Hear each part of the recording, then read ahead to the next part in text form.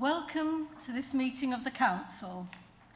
I am Councillor Catherine Grandon, Chairman of Babergh District Council, and I will be chairing the meeting today. May I first of all remind you of some domestic arrangements.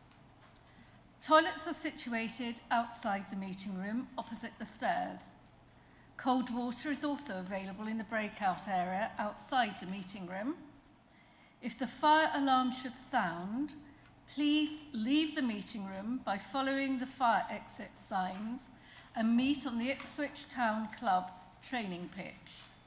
Do not re-enter the building until you are told it is safe to do so.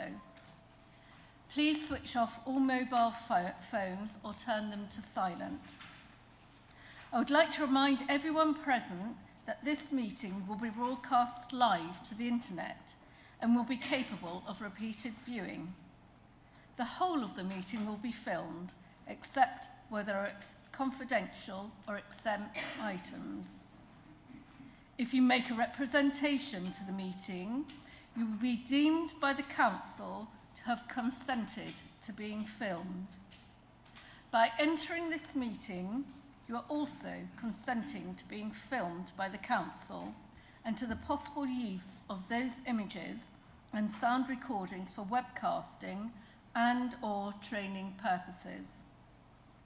The Council, members of the public and the press may record, film, photograph or broadcast this meeting when the public and the press are not lawfully excluded.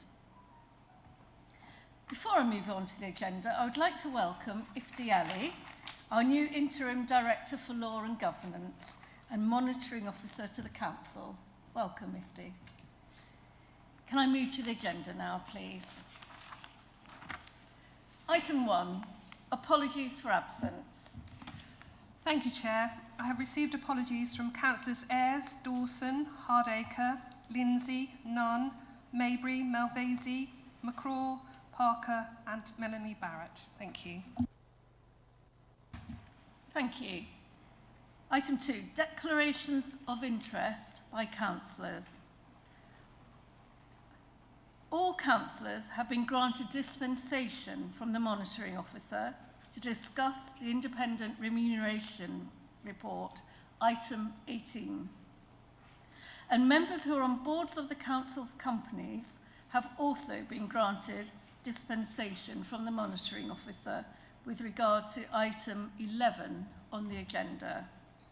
Are there any other declarations of interest?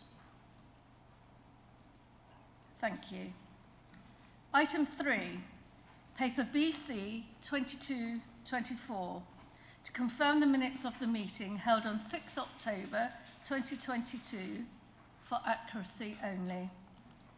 I refer you to the minutes in the tabled papers. Are there any issues with accuracy? Could I have a proposer, please? Thank you, Adrian Osborne. May I have a seconder, please? Thank you, Councillor Plum. All those in favour, we'll have a show of hands, please. Thank you, that's carried.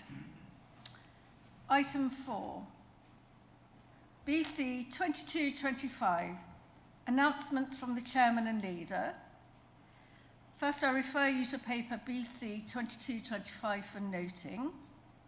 And then I'd just like to mention that, as some of you might know, I'm supporting a breast cancer charity. And I've got an event happening on the 28th of January, and I'd love it if as many of you as possible can come. There will be more details forwarded in the near future, hopefully. But it would be lovely if you can put it in your diaries. Thank you. I'd now like to invite Councillor Ward to make his announcements. Councillor Ward. Thank you, Chairman. I don't have much to say this evening, as I did cover a lot in my announcements at the meeting we had earlier this month, but I do just want to mention a few things. But before I do, I have to say it's incredibly disappointing that the Conservative group has decided to boycott in a fit of pique this evening's meeting. It's not good for democracy, and it does their residents a great disservice. To use a phrase that Councillor Simon Barrett uses very often, it's not a good look. Moving on. Along with Councillors Busby and Dawson, I recently went on a site visit and photo shoot to our former offices in Hadley to view the works and talk to the developers. Good progress has been made, and they expect that the first apartments will be on sale next summer. I also visited the new West Suffolk Operational Hub last week with Councillors Arthey, Busby and Malvisi. This is an excellent facility that combines facilities for their vehicles, storage workshops, a waste transfer station and a household waste recycling centre. And it does give us a pointer to what we could do as we look to providing a new depot for our districts. Last week, the second Babergh Mid-Suffolk Innovation Award ceremony was held, and unlike the first, which was an online event held during lockdown 2 years ago, this time it was a gala evening at Worsted Park. Unfortunately, I was unable to be there as it clashed with a wedding in Warwickshire, but from all the reports I've received, it was a great success. There were very worthy winners and a strong field of candidates that represent a breadth of businesses across our districts, and which show that innovation is happening in many sectors. There were 22 finalists in 8 categories, and also a Business Innovator of the Year award. I really want to say a big thank you to the Economic Development and Communications teams for putting in a huge amount of effort to make the evening so successful and so much fun for everyone. And finally, I just want to make a plea for the Town and Parish Council briefing notes. Each month we produce this roundup of all that has happened at Babergh for you to pass on to your communities at Town and Parish Council meetings. These are designed to be entirely factual and non-political, and are there to make your reporting job easier. I do urge you all to use them, either verbatim or to weave them into your own narrative should you wish. They are informative and do contain the sorts of things that the public would find interesting.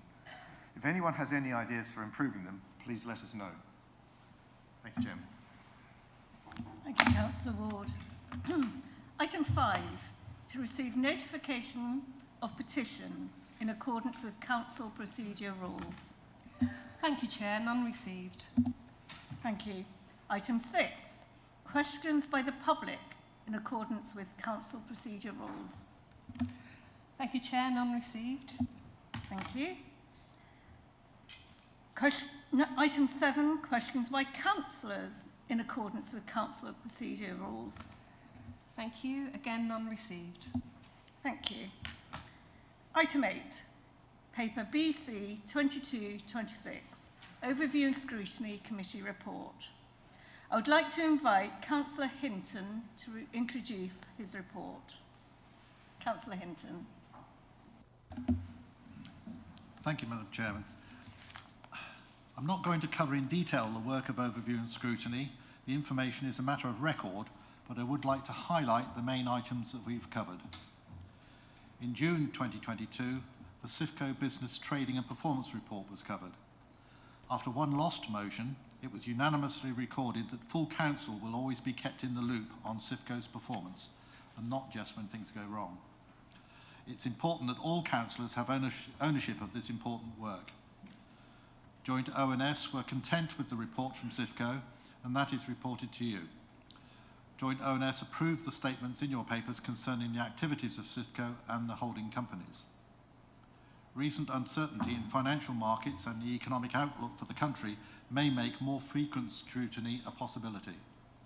But that's just a flag attached to the mast at the moment, not run up at all. In September 2022, the committee looked at the parking strategy for the council.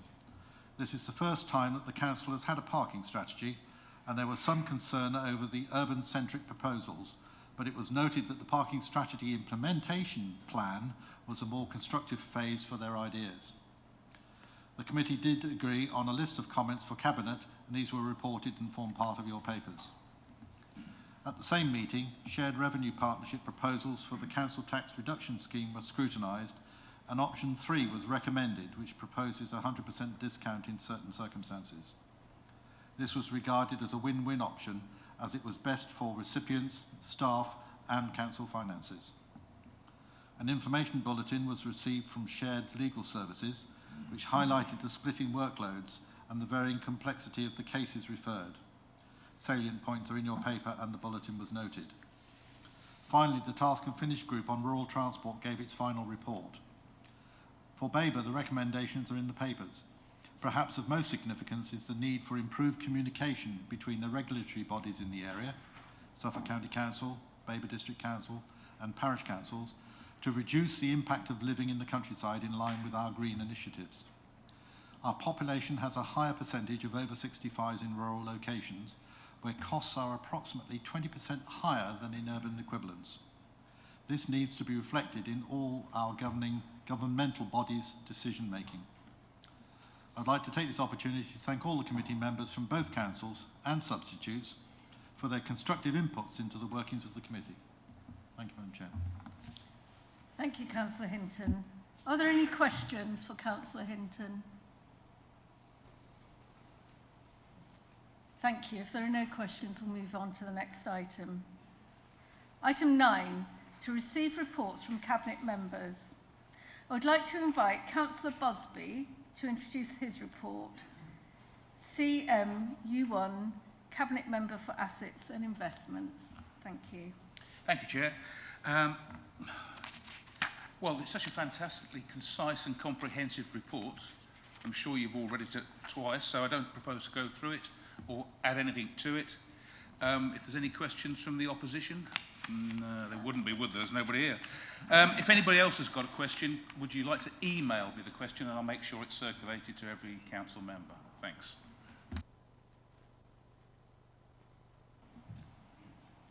Thank you, Councillor Busby. Now, item 10, recommendations from Cabinet committees. 10A, JAC 2133, Annual Treasury Management Report 2021-22. I would like to invite Councillor Hurren to introduce this item and to move the recommendation on the agenda. Councillor Hurren.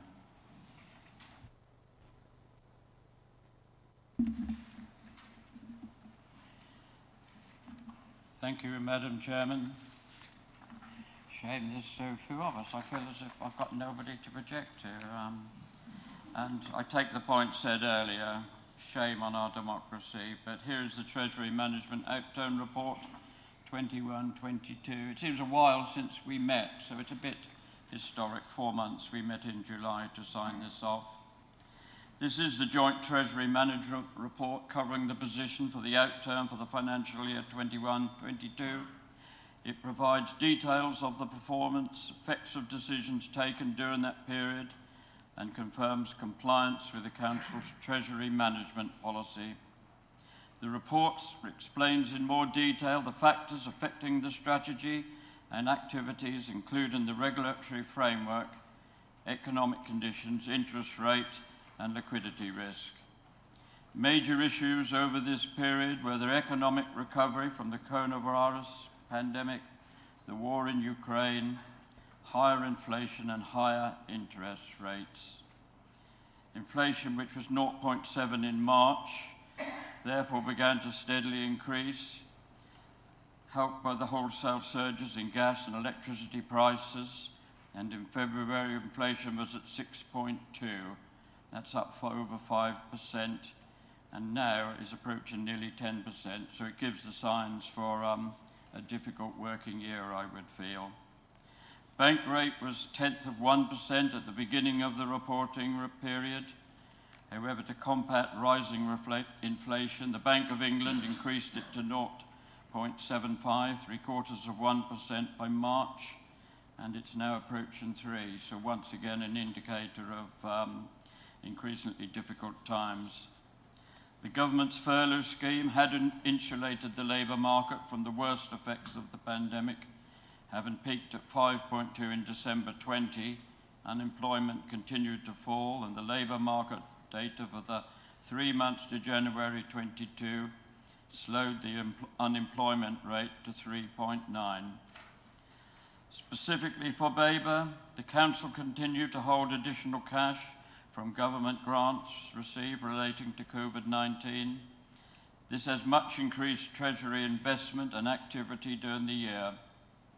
Regarding banking activities, the council operated within the daily bank account limits except for one occasion when it exceeded its daily limit as mentioned in Appendix C, paragraph 4.1. The Council during this year has decreased its debt by £6.7 million, and I can say that all investment activities undertaken were approved with the approved counterparty list. The Council's investment activities, including average returns, can be found at Appendix C of this report. The Council is compliant with the upper limits for interest rate exposure. The investment activity undertaken for the year was done so in priority order of security and liquidity over yield as prescribed in the Treasury management strategy. I will be pleased to propose the noting of this paper, which I think is 3.3 on your papers.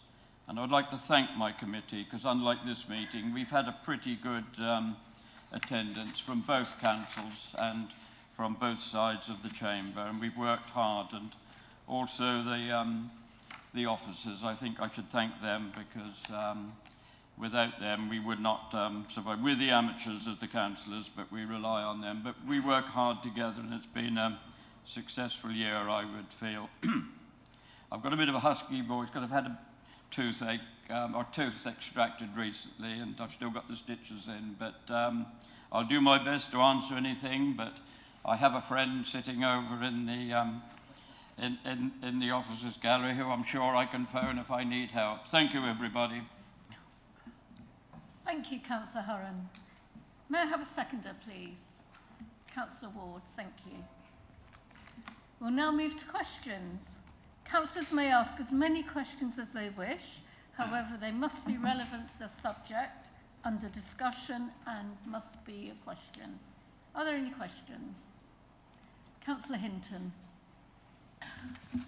Thank you, Madam Chairman. Just a quick one. I'm sure it's a simple answer because it doesn't cover a vast amount of funding. But I noticed that funding circles still figure in our Treasury investment position. And I understood that we were going to divest ourselves of all interest in funding circle loans. So I was interested to know when we hoped to get that down to zero and remove funding circle from our investment portfolio. Thank you, Councillor Hinton. Councillor Hurren. Well, I think if Councillor Hinton wants an update as of now, I'll call on Melissa to do that. It's obviously changed since this paper was written.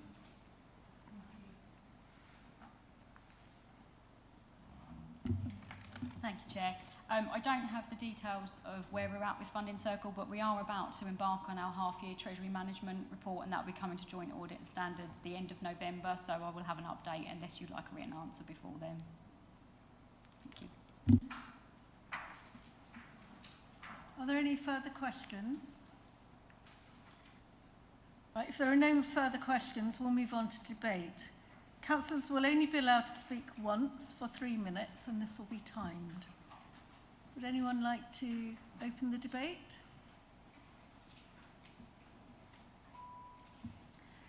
If there's no one wishing to open the debate, Councillor Hurren, is there anything you would like to add? No, thank you, Chairman. I think it's all in the paper. I have actually read this twice, so I do know it's accurate. So nothing to add except happy to propose it, and we'll move on into, well, probably tougher times, but we are up for it. Thank you, Councillor Hurren. In that case, I'll now ask the Corporate Manager, Governance and Civic Office to conduct the electronic vote. Thank you, Chair. That vote is now showing in blue for councillors to cast their vote.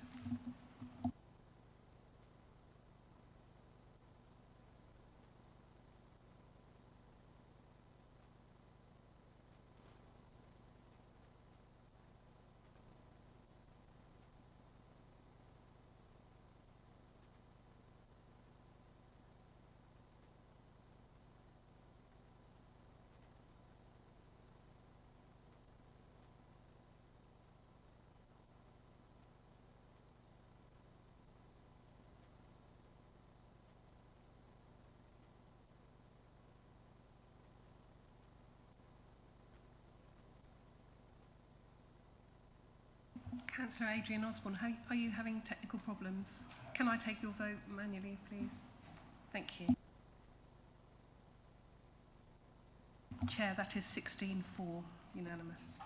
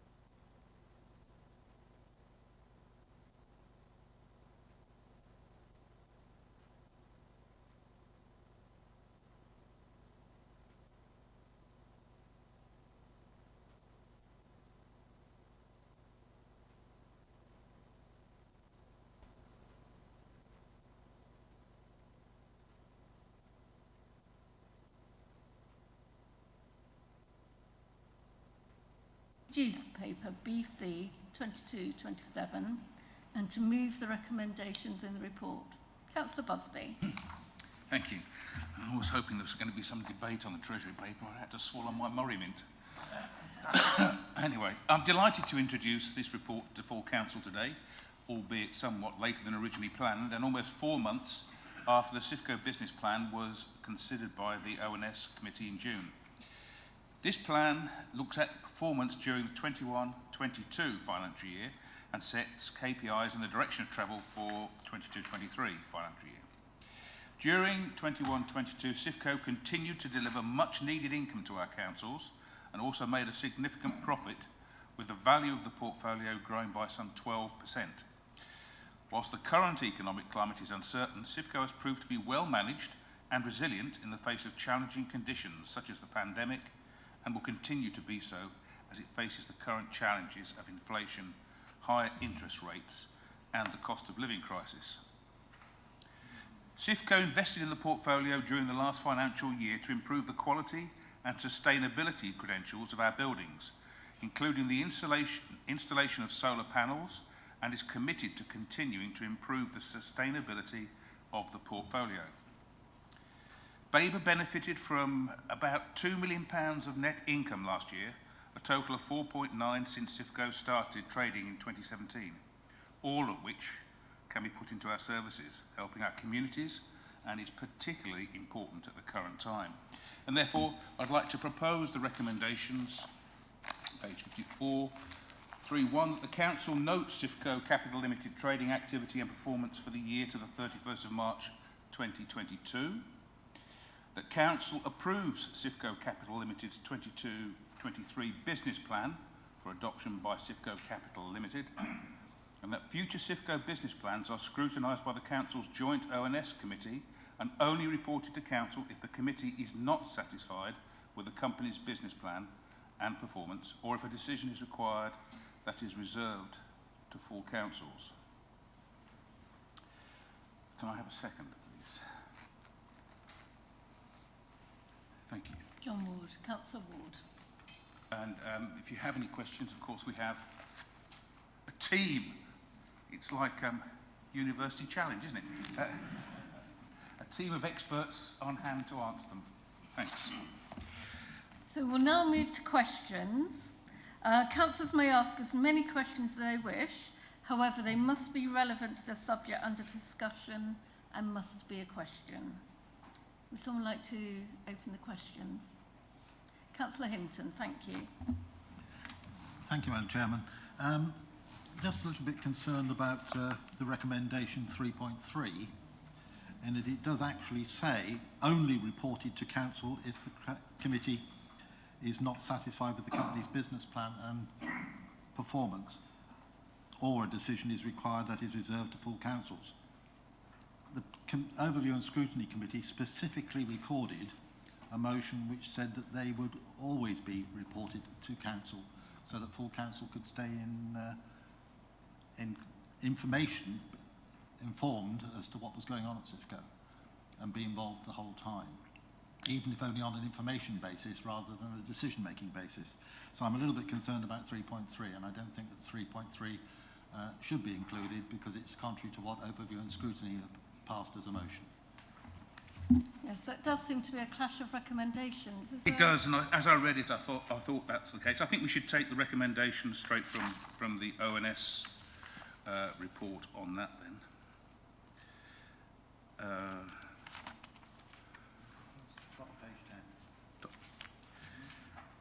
Yes, that the Overview and Scrutiny Committee recommend to full council that future CIFCO business plans continue to be scrutinised by the council's joint ONS committee and then reported to council. I mean, I think that's right. If for information purposes only, it's an important part of our business now, and you should know what's going on. So I think we need to propose that as an amendment then. You're proposing it. Thank you. Can I have a seconder? Councillor Hinton. Thank you. So can we do so? Chair, through you, you don't need to, it's your report, so actually you can make that amendment because you're going to accept it anyway. We're going to ask you if you accept it and you say yes, so you're going to put that forward as an amendment to your own report, so that's fine. Oh, power.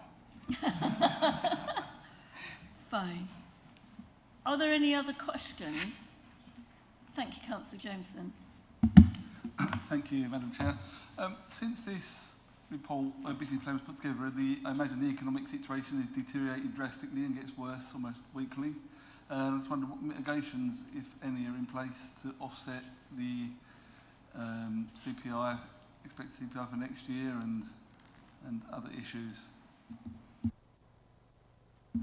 Well, there are a whole host of things that we're going to be trying to do, obviously. In terms of repairs, work on sustainability, obviously we might have to trim back on some of that. I think the biggest one is maybe referred to the interest rates that the money's borrowed. It won't affect CIFCO, but it will affect the council. Melissa has been doing a lot of work on that, and it has changed considerably over the last month. We had a report from Arlene Close, I think it was in September, and everything was rosy. We were looking at 1.5% interest rates. Now we're looking at 4.5%, so it'll make a difference.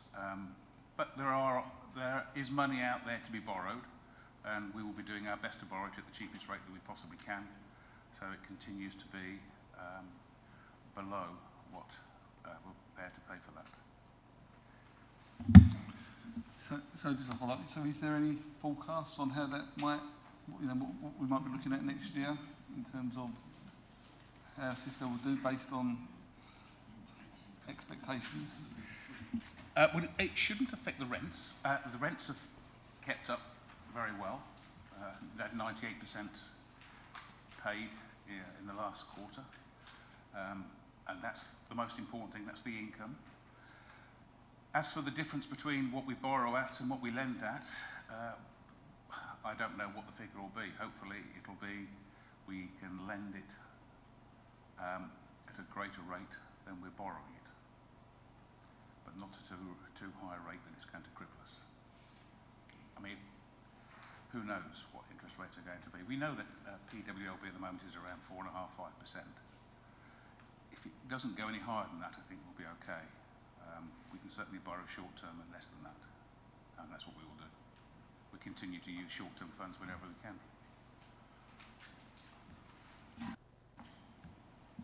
Any other questions?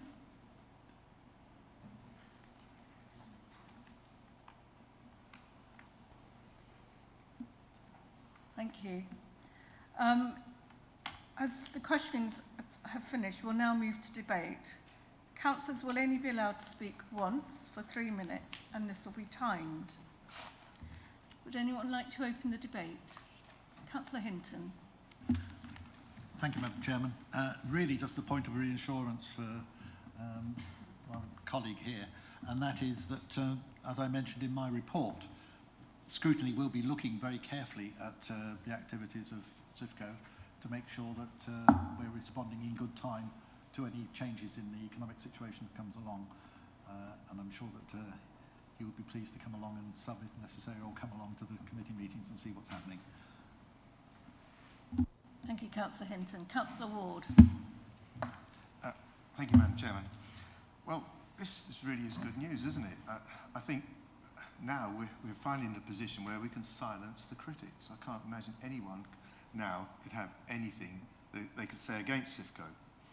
As we can see from the report here, the portfolio is recovering well, the rent collections exceed the KPI, the full debt repayment has been made to the councils, and this is showing that it has recovered very strongly and quickly from the pandemic.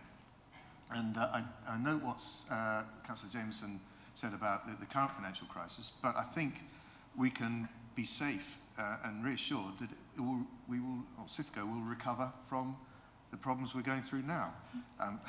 The fundamentals don't change, as it says in section 4.4.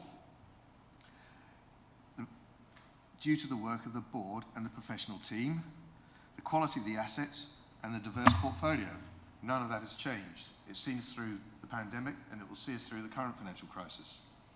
Just want to pick out some of the numbers.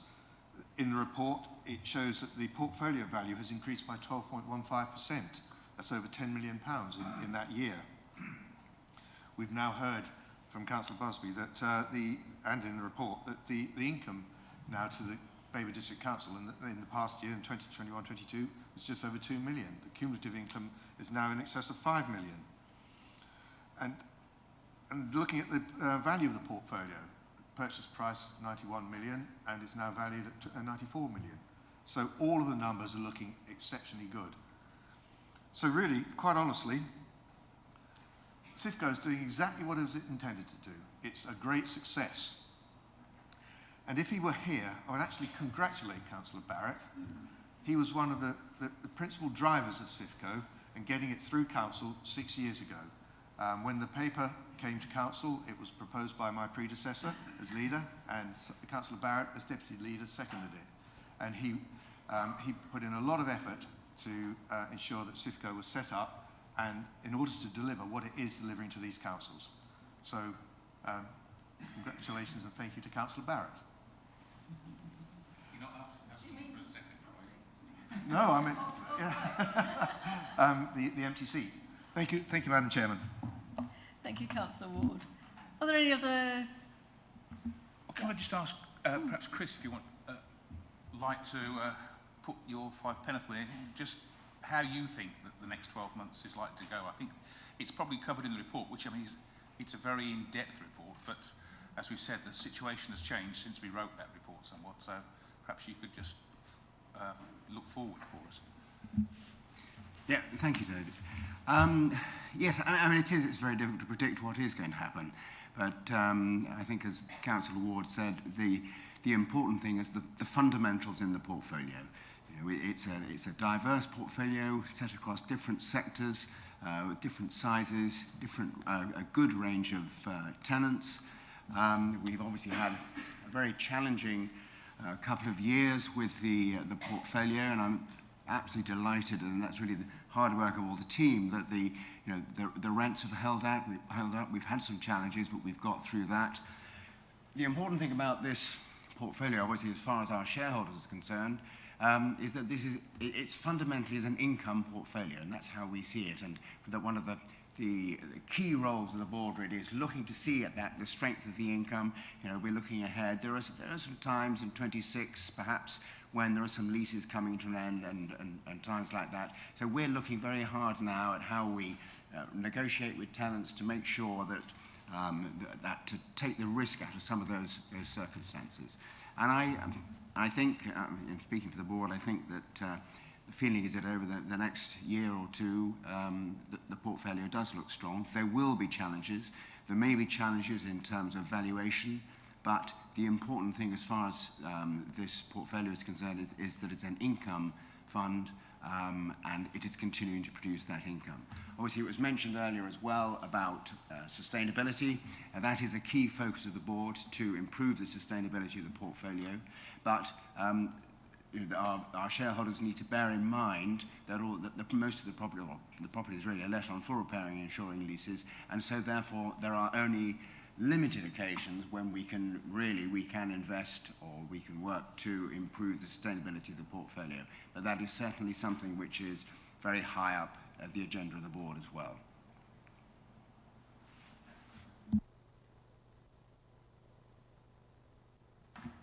Thank you to Sir Christopher Howarth.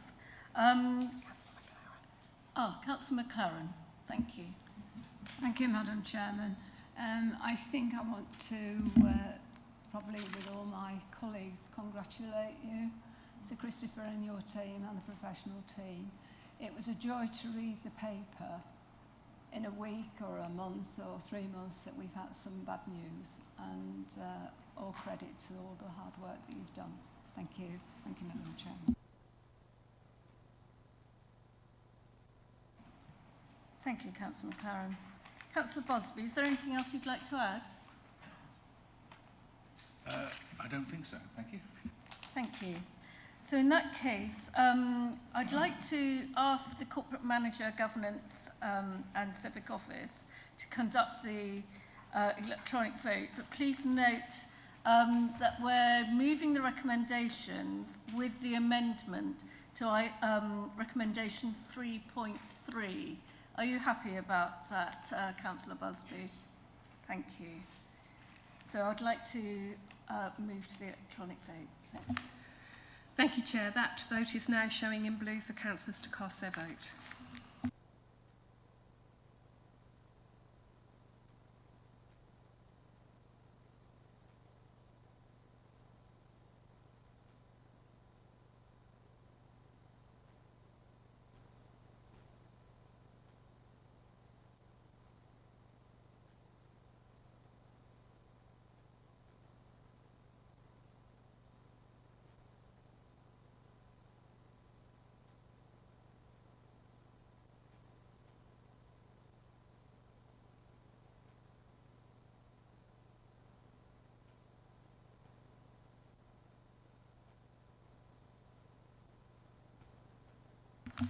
Thank you, Chair. That voting is now complete. We have 15 votes for and 1 abstention.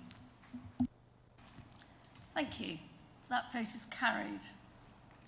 So we'll now move on to item 15 in the agenda, paper BC 2228, Joint Local Development Scheme 2022-25. I would like to invite Councillor Arthey to introduce paper BC 2228 and to move the recommendation in the report. Councillor Arthey. Thank you, Chair. Babergh and Mid-Suffolk's last Joint Local Development Scheme, or LDS, was published in July 2020. In late 2020, both councils approved the Joint Local Plan pre-submission document, which was submitted to the then Secretary of State for Housing, Communities and Local Government for independent examination in early 2021. As I'm sure you are aware, a significant amount of work has been undertaken through the examination to reach where we are today. Following hearings held last year and subsequent communications with the appointed planning inspectors, the Joint Local Plan, the JLP, is to be taken forward in 2 parts. Part 1 has been subject to discussion at examination and is currently at the modification stage prior to the next consultation on modifications. Work on Part 2 has commenced. We need to formally review the LDS, which is the work programme, for update prior to the Part 1 modifications consultation commencing. The LDS sets out the Local Planning Authority's work programme for the preparation of development plan documents over the period between 2022 and 2025. We need to have an up-to-date LDS prior to the consultation on modifications to the Part 1 JLP, which is currently anticipated to begin soon. There is also a legal requirement to have an up-to-date LDS in place prior to the adoption of a plan. The LDS formally introduces Part 1 and Part 2 of the JLP as agreed during the examination at a meeting held with the inspectors last year. The LDS also introduces a number of supplementary planning documents, or SPDs, to follow adoption of a Part 1 joint local plan and to provide more detail on the implementation of planning policies within that JLP. A revised timetable is also presented for a review of the Community Infrastructure Levy, the SIL charging schedules. The LDS identifies that a Part 2 joint local plan will follow the Part 1 document and will contain an up-to-date settlement hierarchy, a spatial distribution of any housing allocations, a housing requirement figure for neighbourhood plan areas, individual site allocations, up-to-date settlement boundaries reflecting commitments and site allocations, open plan designations with a relevant development management policy, and finally an up-to-date assessment accommodation for the needs of gypsies, travellers, travelling show people and boat dwellers, together with relevant development management policies and, if necessary, allocations to provide for the need. The indicative timescale outlines the stages that are necessary for the preparation of this development plan document, which will involve at least 3 stages of public consultation prior to the submission for examination. 9 supplementary planning documents are introduced, with an initial focus on affordable housing, biodiversity and trees, well-being and health, and sustainable construction. We need to bring this LDS into effect by the 31st of October to ensure that the progress being made on the JLP can continue in accordance with the current timetable to modifications, consultation and ultimately adoption next year. Chair, I'm proposing the recommendation at 3.1 that the Babergh and Mid-Suffolk Joint Local Development Scheme 2022 to 2025, dated October 2022, at Appendix A, is agreed to be brought into effect from the 31st of October 2022. Thank you. Thank you, Councillor Arthur. Can I have a seconder, please? Councillor Busby. So we'll now move on to questions. Councillors may ask as many questions as they wish, however they must be relevant to the subject under discussion and must be a question. Any questions? Councillor Busby. Well, I guess that I'll ask the question that everybody is likely to be asking, which is how on earth can it take 10 years to produce a 25-year local plan? And second question, how does this affect planning decisions going forward? What weight will this carry in our planning process? Councillor Arthur. Right. I feel like I have to turn around because there's nobody to look at over there. Look at the screen. Okay. Thank you. As far as this document is concerned, it will carry no weight at all. But of course, what it's doing is timetabling the joint local plan work and the supplementary planning documents, and they will carry weight. They'll continue to gather weight as they go through the process. The other question I think you asked was, how come it's taken so long? Which is the obvious question to ask. We started this process for the JLP in 2016. So it's actually just over 6 years now. The planning inspectorate tell us that the average time for the preparation of a local plan is 7 years. So we're going to be around about the average. It was late 2020, as I said, that we introduced the submission document. And from the spring of last year, we have effectively been in the hands of the planning inspectorate, the inspectors who are examining our plan. And so there's very little that we can do from that moment last year. There's very little we can do to actually accelerate the process.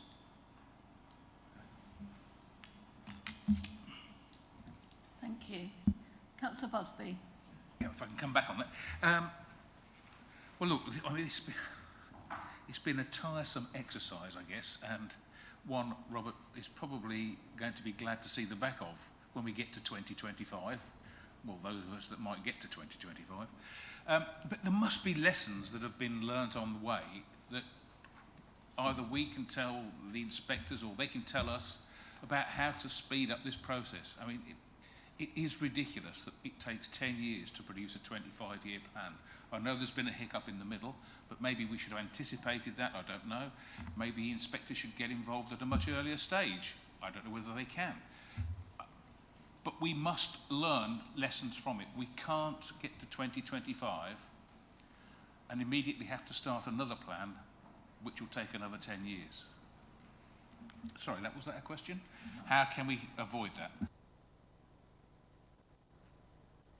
Councillor Arthey. I don't know. That's the answer to your question. It's always, I mean, I've been on the council for a long time now, and it's always been the same with local plans. You have to start them at a point, and during the course of the preparation of the plan, lots of things change, not least of all, the guidance from the government. So, as you know, we've had the NPPF and its various changes come through during the course of our plan. It is always the case, I might bring Rob in a minute, but it is always the case that you finish one plan and you're kind of working on the next, because it is a flow, if you like. I don't think Rob ought to be glad to see the back of it. It's his job and he's very good at it, and I thank him for everything that he's done, and I'm sure he won't want his job to come to an end when we finally get part 2 completed and adopted. Rob, I don't know if you want to, or even maybe Tom, if you want to say anything about that sort of process in the plan.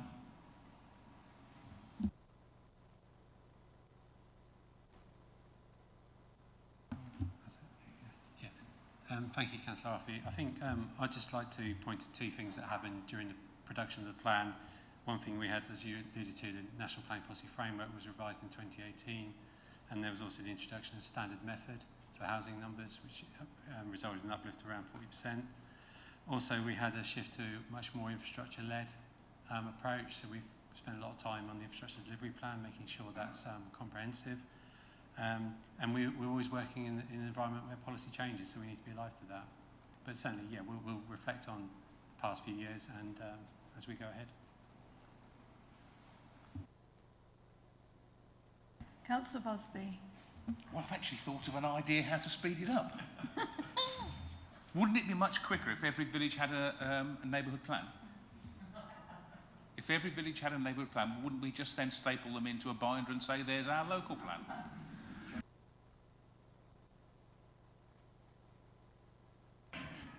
Is that a rhetorical question?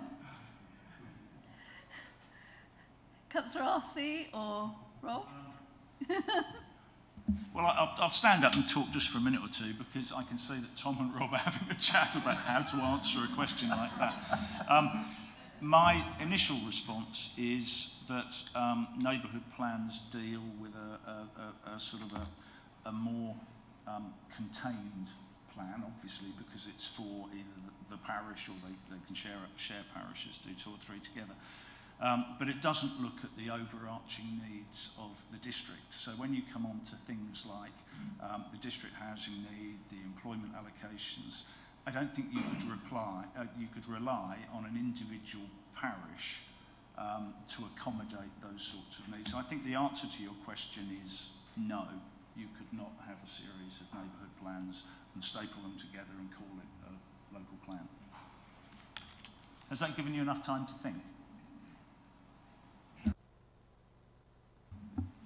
If I can just add to that, Chair, as Councillor Arthey rightly points out, effectively the local plan has strategic policies as well as local policies, whereas neighbourhood plans are local policies.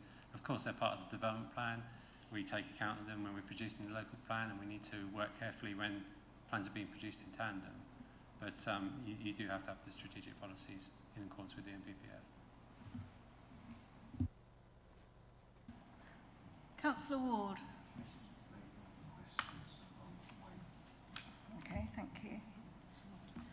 Councillor Hinton. Thank you, Madam Chairman. Just been looking at the LDS timetable for with all its little coloured boxes. and I'm quite encouraged to see so many of them actually coming to fruition during the autumn, whenever that is, because I think we're in autumn now, aren't we, in terms of meteorological bits and pieces.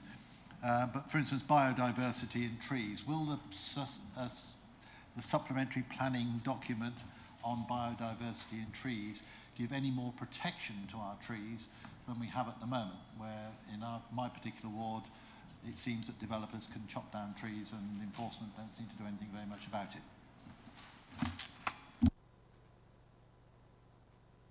Councillor Arthey? I suppose the short answer is yes. It will give more protection to trees, but you've got to remember what it's doing is it's increasing the importance of trees and biodiversity in developments. So it will be something that can be used as a tool in the determination of planning applications. So the SPD will hang off the policies in our new plan, part 1. So I think what you're kind of asking is, will it help in terms of biodiversity net gain, and will it help in terms of perhaps the overall tree canopy cover for our district? It won't have an immediate big change. It won't lead to anything happening significantly initially, but it will control the way that development happens using the policies in the plan. So it will make a difference. Will it mean that East Babergh is all of a sudden surrounded by forest? No. He wants to keep the tree. Okay. Yes, you can. I understand that these documents can't be applied retrospectively, but in theory, our policies at the moment mean that trees marked on plans that are approved for development have to be retained unless they're marked as being scheduled for removal. And yet, in this particular case, in my ward, 3 300-year-old oak trees have been removed when they were supposed to be retained. Now, it takes 300 years to grow those trees, so it's not going to influence the canopy very much in the long term. Immediately, it's going to influence it considerably because 3 trees have suddenly vanished. We were marked up as a ward which was deficient, if you like, in tree canopy. So we needed to plant more. So yes, we should be surrounding these Have you got a question, trees. Councillor Hinton, So, please? What my original question was, will this give any more protection? Because at the moment, in theory, we've got protection, but this is not, it doesn't actually say that it's going to give us a lot of protection, because it's a general canopy thing. Right, Councillor Hinton is talking about a specific case, Chair, and I have been in communication with him about it, and it's being looked into. I don't really think we ought to go any further into that specific case about the loss of trees and whether we need to take any action publicly here today. I agree. Thank you. Councillor Gould. Thank you, Chair. And it leads nicely into my question, Councillor Arthey, which is, will the LC Whip and the sustainable travel strategies feed into this at all, or is this not the place for them? Did I miss it? I didn't see LC Whip.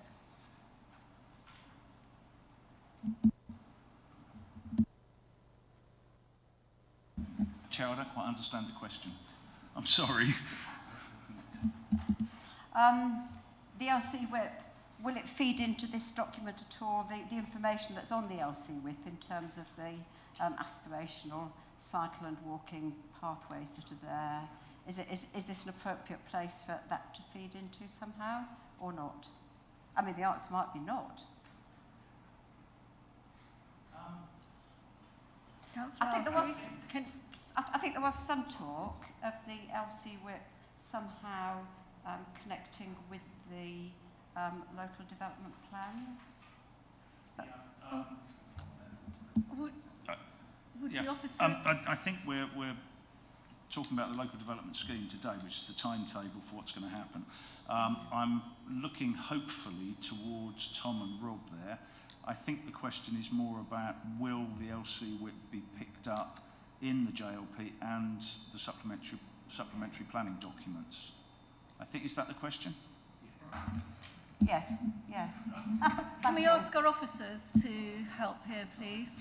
Yeah, can we give a... Oh, Rob is volunteering. Okay. Thanks, Rob. Yeah, the local cycling and walking infrastructure plan is very much connected to the local plan in the implementation of the transport policies. Because it's a material consideration planning decisions, it's not a development plan document or a supplementary plan document in that right. That's why it's not in the local development scheme. Okay. Thank you. Any other questions? Yes, Councillor Jameson. Thank you, Chair. Just going back a bit, a lot of these on the timetable drag into 23, 24. And come this time next year, there could be 32 different councillors sitting here. So what are the risks that this could drag on and on and on if those 32 councillors, whether the same or different, have different opinions about the joint local plan and the documents? Is there a cut-off time, or is there when it all we have to start again? Yeah, I'm going to refer to Rob probably in a minute, but if you look at the timetable, I think it's fairly evident from that it's going to be too late for part one. If what you're saying is that we could have a change of council next year and the new council might say we want to do it differently. So part one I think will be done by then. If you look at the timetable for part two, that is running over the election period next May. So, I mean, I hope this is a question that will never need to be addressed. But I think the question is, if we were to have a change, well, we will have a change of council next year, would they be able to stop the progress of part two?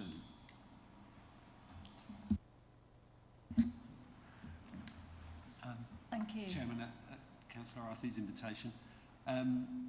It's entirely normal for local plan progress to straddle administrations. As Councillor Arthur pointed to earlier, it takes on average 7 years, so that would almost inevitably the development of a local plan straddles administrations and changes and elections and all those kind of things.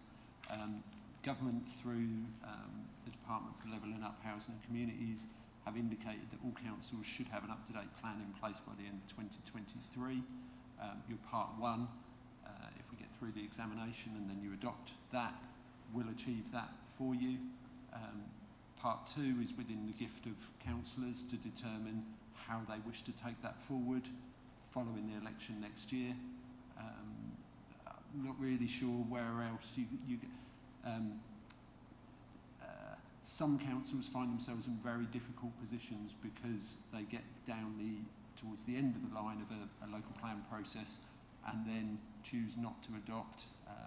Incidentally, I was undertaking a peer review a few weeks ago where a council considered doing that and were in receipt of a letter from DLUC informing them of the risks of doing that and that they would find themselves in a position of having to apply the presumption in favour of sustainable development in their planning decision taking because they didn't have an up-to-date plan.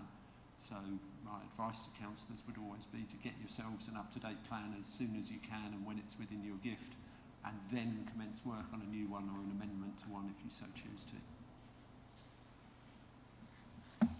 Can I also add, Chair, I mean, I would be astonished if there was a change in council next May so significant that a majority of those new councillors actually wanted to abandon all of the work that we've done, all of the progress that we've made.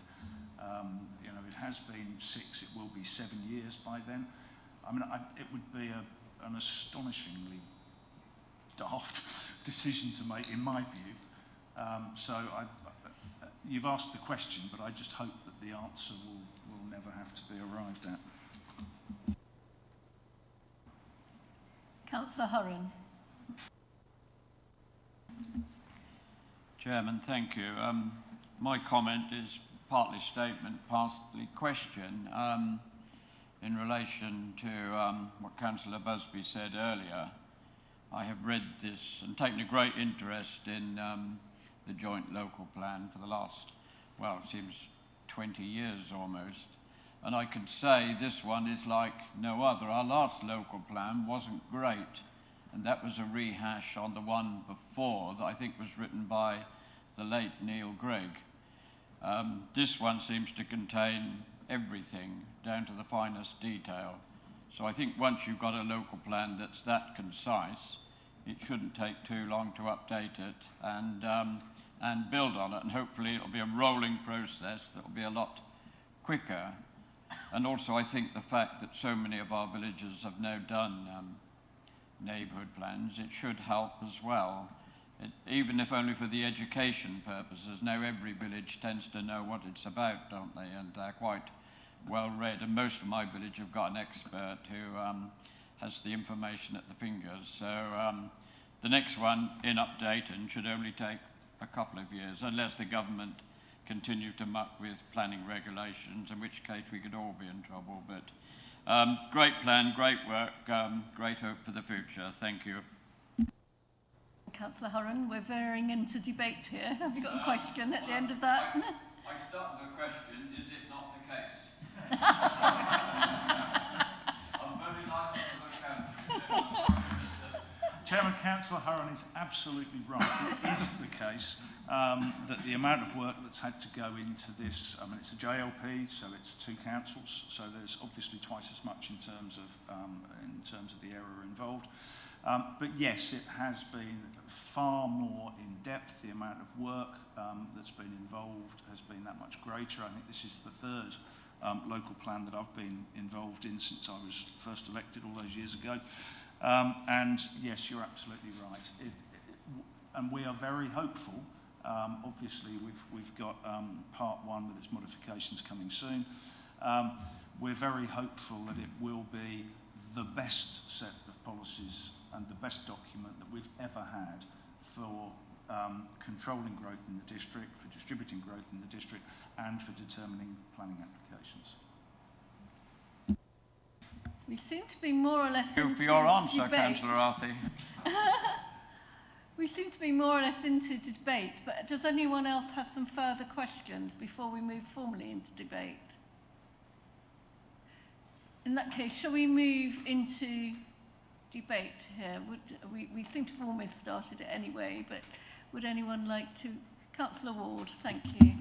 Yeah, thank you, Madam Chairman. Yeah, I just wanted to muse a bit on the comments that have been made about the amount of time it's taking to do this. And I've spoken to council leaders around the country, and there are some horror stories about the length of time local plans are taking and the delays that occur during the inspection process. Close to home, I believe that Tendring and Braintree approved their local plans earlier this year, and it took each of them 17 years to get to that stage.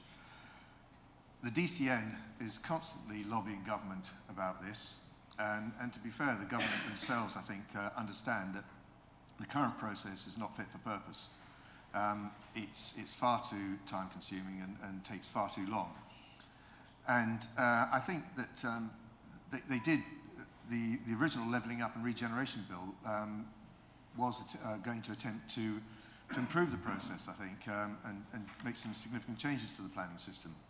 That was several Secretaries of State ago, and there's been very little progress on that since earlier this year. But I think the good news that Michael Gove is now back in position, I think bodes well for that, and we might see some further progress, and we might see, hopefully, a local plan-making process that is fit for purpose going forward.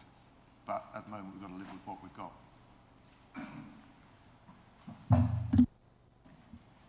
Thank you. Would anyone else like to join the debate? Councillor Arthur, is there anything else you'd like to add? Yeah, I'd just like to thank John Ward for what he's just said. There has been comment about how long this process has taken. There was no bigger critic about the length of time it was taken than me. back in 2018. And I think it was for that reason that John asked me to take the planning portfolio in 2019 and deliver a plan. And that's what I was very much hopeful of doing. It may be, fingers crossed, that we will get part 1 done. Part 2 will have to wait for the new council. But I have to say that I especially in the early days when I was trying to get the submission document to council, we tried incredibly hard. Rob was put under a lot of pressure, and Tom, and through Tom, and help from Arthur Charvonia, our Chief Executive as well, to get the resource that we needed to get that complete. And we, as I said earlier, we got that to council by the end of 2020. And the subsequent delays have been frustrating. But by agreeing with the inspector's suggestions to progress the plan in 2 parts, we are at least going to be able to get part 1, hopefully beginning of next year, and we are going to be well progressed with part 2, hopefully for the following year, which is much, much better than the alternative of having to go back and start or go halfway back through the process and start again, gathering new evidence and everything. And having part 1 and then hopefully having part 2 is, as I said in answer to Councillor Jameson's question, is infinitely better than aborting the mission after part 1 and having to restart to try and do something with part 2. So I've been well aware of the delays. I've been well aware of the promise that I made to John and to council back in 2019, and I think I can say that I've partially succeeded, but unfortunately we have had a delay since submission. Thank you for that explanation and summary, Councillor Arthey. So now I think we'll move on to the vote. I will ask the Corporate Manager, Governance and Civic Office to conduct the electronic vote. Thank you. Thank you, Chair. That vote is now showing in blue for councillors to cast their vote.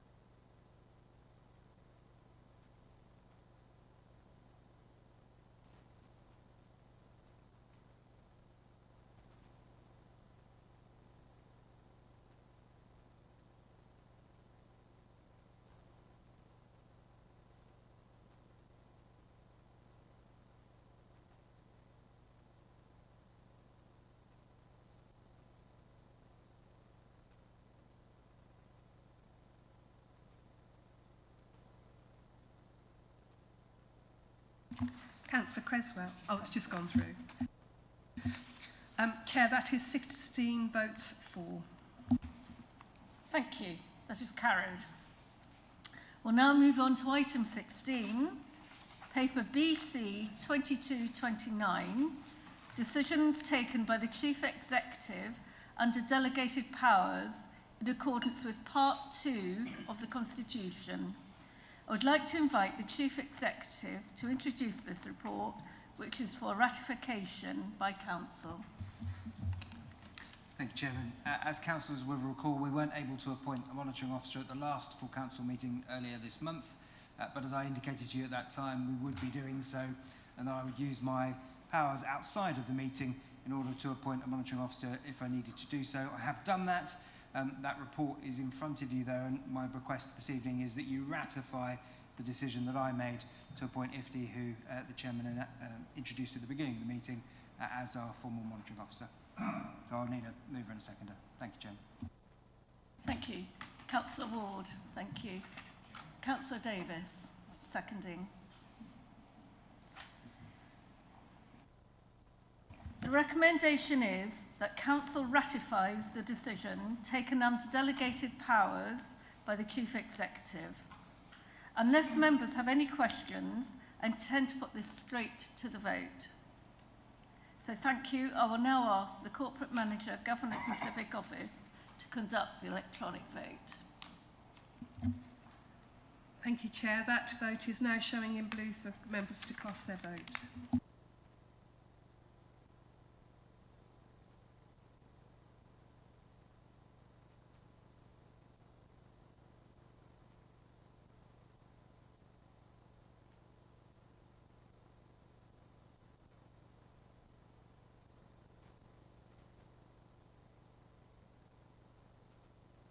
Chair, that is 16 votes for. That is unanimous. Well, that's fortunate. Thank you. So we'll now move on to item 17. So that is carried. So we'll now move on to item BC 2230, the draft timetable of committee meetings 2023 to 24. I'd like to invite Councillor Ward to introduce paper BC 2230 and to move the recommendations in the report. Councillor Ward. Thank you, Madam Chairman. Well, it's quite simple and straightforward. This is the timetable for committee meetings for the next municipal year, 2023 to 2024. The dates have been drawn up in consultation with SLT and the committee chairs. There's not really a lot to say about it. I don't think many of us have got any questions over the dates. After all, quite a lot of us might not be here after May 23, so it won't really matter. Some of us aren't here today. Well, yeah. So, yes, I'd just like to propose the recommendations in paragraph 2 of the report, that we accept the timetable. Thank you. Thank you, Councillor Ward. So unless anyone has any questions... Oh, sorry, yes, I need a seconder. Councillor McLaren. So unless anyone has any questions, I intend to put this straight to the vote. Issues with... Oh, we have a question. Yes? Councillor Hinton.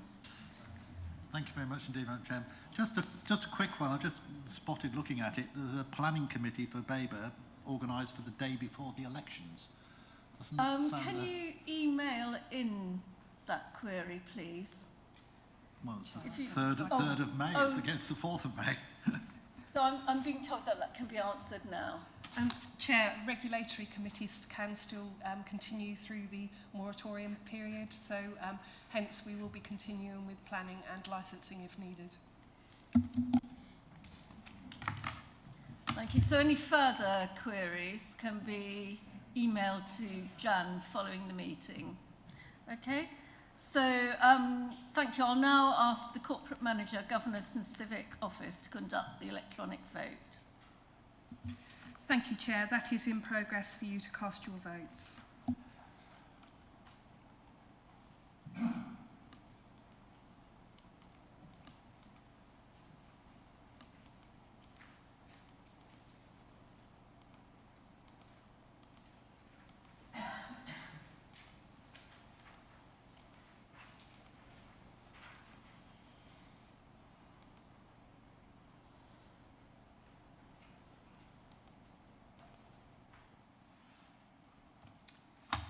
Chair, that is 16 votes for, again unanimous. Thank you. So that's carried. Item 18, BC 2231, recommendations from the Independent Remuneration Panel. I would like to invite the Corporate Manager, Governance and Civic Office to introduce this report. Thank you, Chair. This report presents to Council the findings of a review of the Council scheme of allowances by the Independent Remuneration Panel, who are unfortunately not able to be with us tonight. Under the Local Authorities Members' Allowances England Regulations 2003, the regulations, the Council is required to establish and maintain an independent remuneration panel to make recommendations to Council about the allowances to be paid to members. It is important that the Council appoints an independent remuneration panel and pays due regard to the views of the panel before any decisions are made in respect of changes to the scheme of allowances for members. As part of the review, a questionnaire was issued to all councillors to support and inform the review. Responses were received from 39 of the 66 current councillors. That's a 59% response. The information attained was helpful in informing the IRP's deliberations.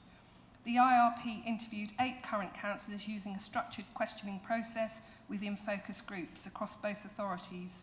An opportunity was also given for individual councillors to be interviewed if they wished or to submit comments to the panel. As part of the review, the IRP also examined the current scheme for both authorities and highlighted differences made comparative reviews from other similar authorities. They also examined the report from the previous review and took into account the councillor role descriptions and their terms of reference. The panel also met with the Chief Executive. The IRP's report and their findings are detailed in Appendix A of the papers. It should be noted that the review had taken place before the full extent of the cost of the living crisis was known, and as the previous scheme was backdated to 2017 to accommodate the changes in the governance arrangements that took place at that time, the indexing for the current scheme has stopped in 2021, as the legislation only allows for the a scheme to be indexed for 4 years. Therefore, there will be no uplift to the councillor allowance scheme in this year. Councillors will need to take those factors into account when considering the report before them. Finally, I would like to thank the IRP panel for their comprehensive review of the scheme. Thank you, Chair. Thank you. Because this report is from the Independent Remuneration Panel and not tabled by a councillor, I intend to move the recommendations in the report and ask for a seconder, please. Could I have a seconder? Councillor Jan Osborne, thank you. Councillor Ward, I believe you wish to table an amendment. Thank you, Madam Chairman. Yes, I do. As you'll all know, following the Independent Remuneration Panel's report, a cross-party working group of the two councils was set up to review the panel's recommendations. As a result of this, some changes were deemed to be necessary, and these can be found in Appendix F of the report. I would just like to summarise these with the reasoning behind them. The working group thought that the public service discount of 40% recommended by the panel was too high, based on the responses received from members. We have reduced this to 35%. This has been applied to the basic allowance and is propagated to the other allowances through the stated multipliers. The working group also wanted to ensure that the annual uplift for the current year is included in line with local government pay awards, and so a 6% increase, equivalent to the current officer inflation increase for 2022 to 23, has been included in the basic allowance. There was quite a bit of discussion about the recommendation concerning the number of special responsibility allowances that an individual councillor could claim.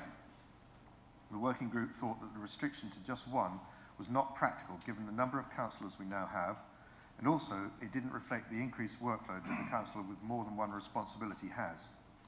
It therefore decided to revise this to no more than 2 SRAs.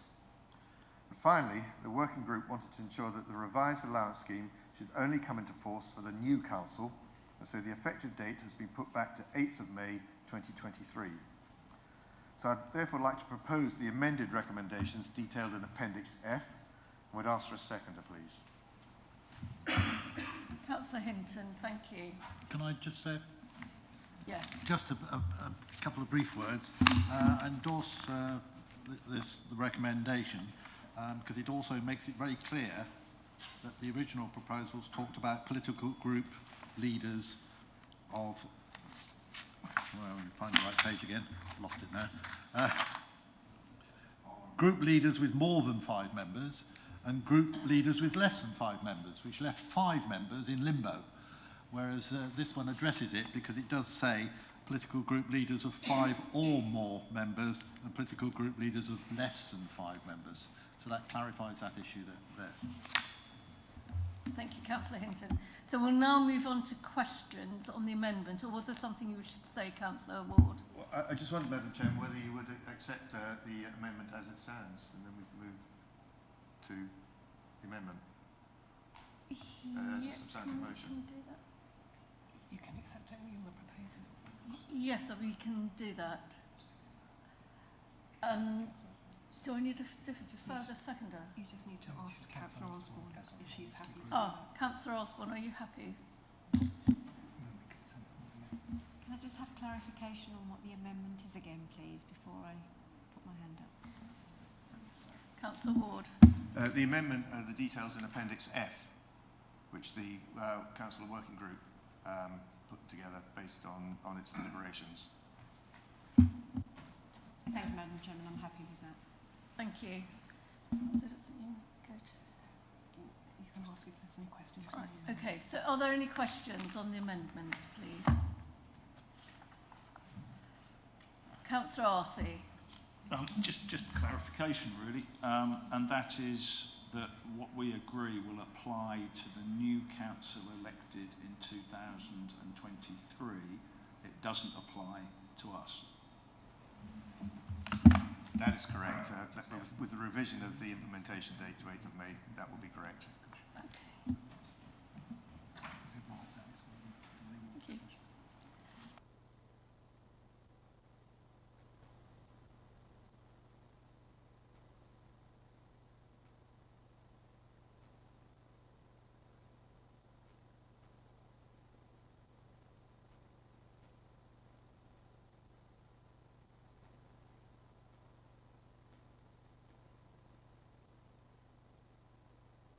So we're going to vote on it now, and then we can debate it once it's become a substantive motion. Thank you. So if no one has any objections, we'll now vote on the amendment that you've heard from Councillor Ward, and then if that is passed, that will become the substantive motion, and then we can have questions and debate on that. Okay? So we'll now move to the vote.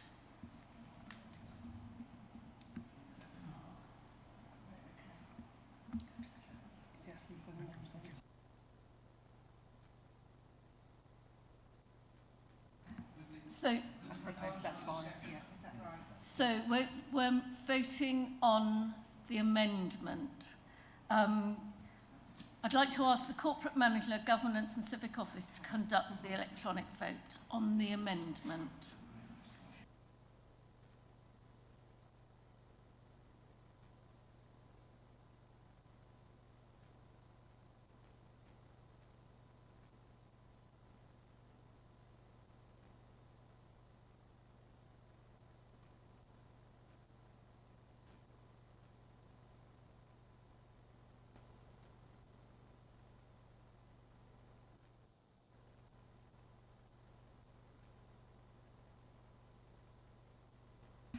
Chair, that is 16 votes for the amendment.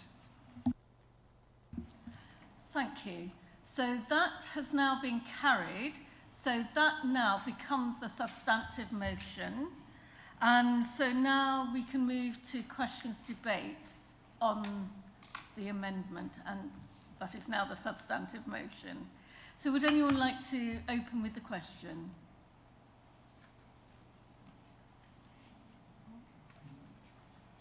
If there are no questions, we'll move to debate. Councillor Davis. Thank you, yes. I'm never comfortable with councillors giving themselves a pay rise, even though it's an independent remuneration panel. I understand that. And I'm even more concerned at this time with the cost of living crisis, with so many other people struggling to get pay rises. However, that said, I'm heartened that the panel has looked at this and linked it with officers' pay, for example, which is a good, for me, a good comparison, because it says we're not being paid excessively over the top. And I say we, actually it may not be us, as you know, because it won't come into effect until the new administration comes in. So again, I think that's a positive point in terms of the public understanding that we're not giving ourselves a pay rise, we're giving the administration next time round an increase. And I think it's also worth pointing out, because it can be difficult for sometimes for the public, the people watching this, to understand why we need to increase the payments, even albeit gradually. I voted against it 5 years ago, but this year I will be voting for it, because I think it's important that new councillors see what the increase is, so when they're coming into it, when they stand for election, they can see the money that the allowances they get. It won't make them rich, but the whole point of being a council, I believe, is to represent the residents, not your party, not your particular individual views, but your residents. And that's the main reason why I think people should go into local authority, especially at district council level and above. That's it. Thank you. Thank you, Councillor Davis. Any other Comments? Councillor Busby. Yeah, well, I agree with Derek, except we're cheap. If we were doing this job in a private sector, we'd be getting 10 times what we're being paid here. This is just an allowance. It's almost pocket money, it seems like. And really, it might become a point where we have to start thinking of it as a salary to encourage people to come in. I mean, at the moment, it's easier to get a new Prime Minister than it is to get people to stand as a councillor. Only just. So, I mean, I don't have any problem with the increase. We're not tying our allowances into the salaries of the staff. It's just the rate of increase. So, anybody who thinks that we're going to get paid the same kind of rate as our wonderful staff, that is a mistake. But I haven't got a problem with having this paper. I think we work very hard for it. Thank you, Councillor Busby. Would anyone else? Councillor Arthey. Yeah, I was going to say something about the timing, because I can remember several occasions in the past when we've had to do a similar exercise, and the timing is never right. I think this time round, the timing is ideal, because we are not doing anything that will affect our remuneration. In the past, there have been suggestions that things could be backdated to the time when the last review provisions ran out or something. But what we're doing here is that we're setting the scene for the councillors that will be elected next year. And I think it's essential that they should know what the remuneration for what they're going to be doing is. I think the other important things in there are that we've got provision for childcare and dependence allowance, which I think is really important, and that we will also be formulating a policy on parental leave.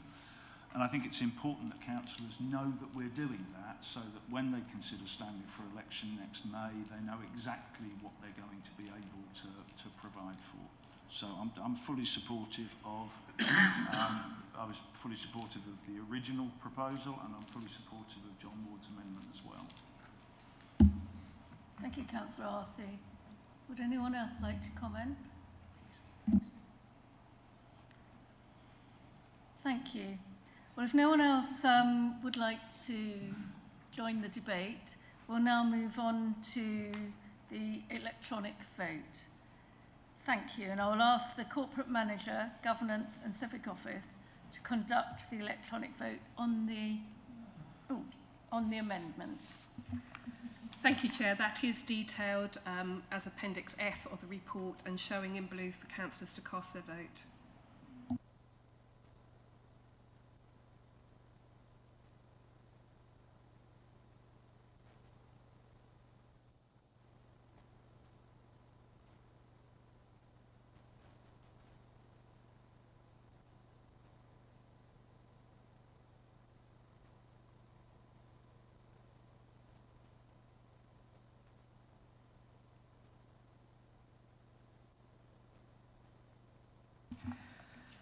Thank you, Chair. That is 15 votes for and 1 abstention. Thank you. So that's carried. Item 20, councillor appointments. Are there any changes to placings? No. So now we'll move on to motions on notice. Please note that the motion from Councillor Lindsay that was due to come back to this council is with legal officers for sign-off, and therefore will be coming forward to the next meeting. So that's the end of this evening's meeting. Please note the date of the next meeting is Tuesday, 22nd November 2022 at 5:30. Thank you very much, all of you that have attended this evening. It's been very good to see those of you that are here.